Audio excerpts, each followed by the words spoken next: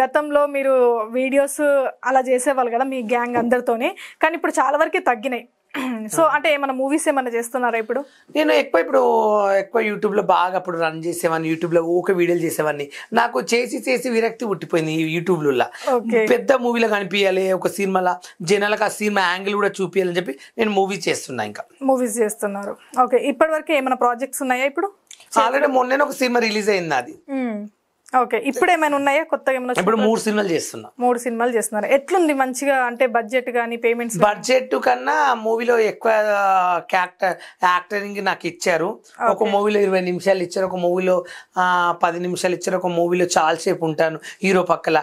అవి నాకు మంచిగా అనిపిస్తున్నాయి. కానీ నేను డబ్బింగ్కి వెళ్తే చూసి షాక్ అవుతున్నా, రిలీజ్ అయినాక నా పరిస్థితి ఏంది, జనాలు ఎట్లా ఎగబడతారో నాకు నన్ను చూసి అని ఆలోచిస్తున్నా. ఓకే, సో నేను చూసి ఎగబడతారని చెప్పేసి అంటున్నావు. పక్క నార్మల్ గానే ఎగబడతారులే, ఇప్పుడు ఎందుకు ఎగబడరు? ఎప్పుడైనా ఎగబడతారు. అండ్ హెయిర్ స్టైల్ కొంచెం ఏదో మార్చినట్టున్నావు. ఏం లేదు, కొంచెం పెరిగిందని తగ్గించాను, కొంచెమే పెరిగిందని తగ్గించినారు.